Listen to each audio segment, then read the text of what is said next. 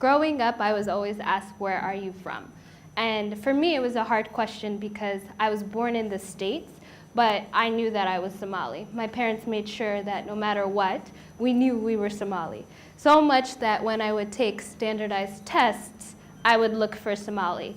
You were asked to tick either black, Latino, white, or other. And I would look for Somali. I was sure of it. I would ask the teacher, like, I don't see Somali on here. And they would say, oh, it's not going to be on there. You need to pick one of these.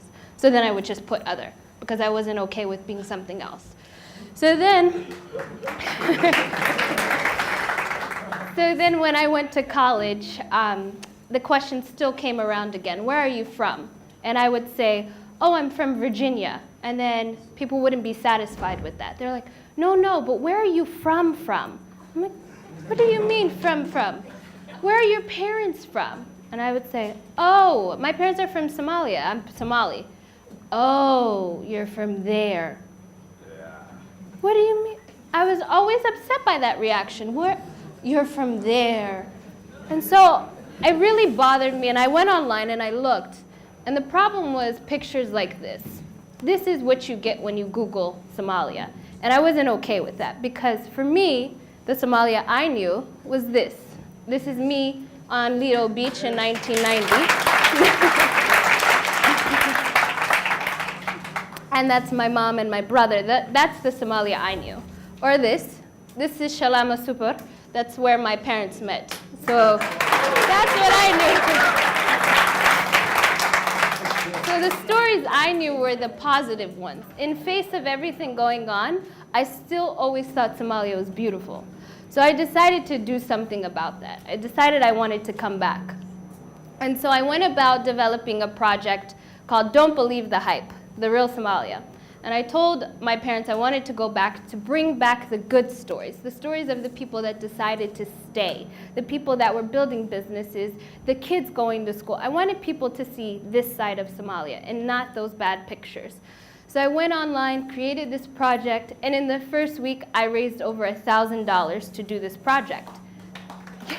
not so fast. But then what happened, you have to raise the full amount within 30 days. And I didn't reach my goal. I actually failed. And I was like, what went wrong?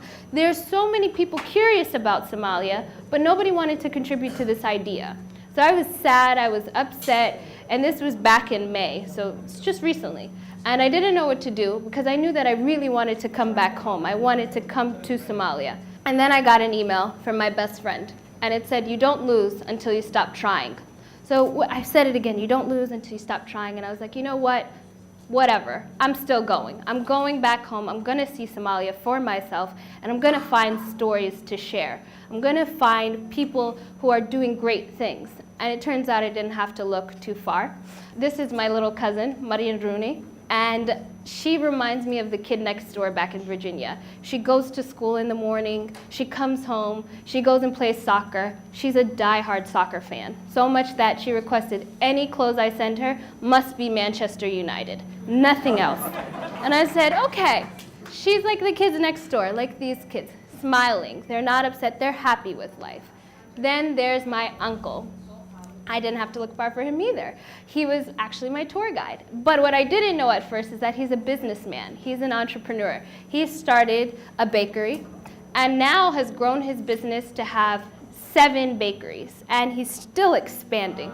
So for me, I was like, my uncle, he's a businessman. Then there was my parents, who for me, traveling back here was a big decision for myself, but for them, they've been back. But this is their first time in Somalia in 31 years together. So for me, it was a real eye-opening thing that they got to be here together. I got to see them at the airport, hug each other, and it felt like something was right finally, that this is where I should be, this is where they should be. This is my dad laughing at something I was saying on Jazeera Beach, and it was no crazy bad picture there. It was just people playing in the water or enjoying a meal at the restaurant. This is probably one of the big, profound moments for me. This is when I got to see the house that my parents were married at, where my oldest brother was born. And initially when I saw it, I thought to myself, oh goodness, it is broken. What are we gonna do?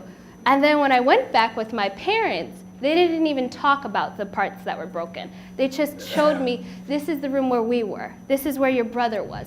This is where the kitchen was, the living room. They remembered the good parts. So in their eyes, they were reliving the beauty of Somalia. And they didn't see anything bad. They just decided, oh, we're going to build on this foundation. It's strong enough. We don't need to tear it down and start with something new. What we have is beautiful.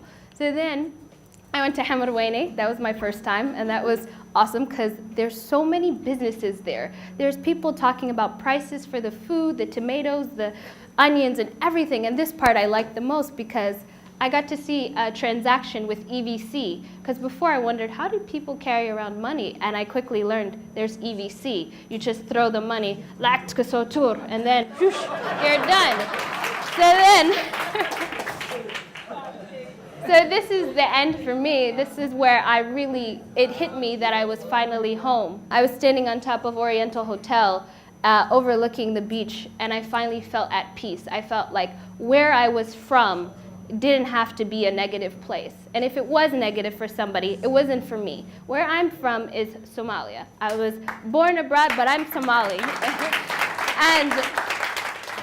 and what I want people to understand now is that they should come and rediscover what's going on here, because things are changing. I can walk the streets. I can go to the local store and buy food. I can go even buy a coffee and send the money via telephone. And I don't have to sit in the dark like people think Somalia is.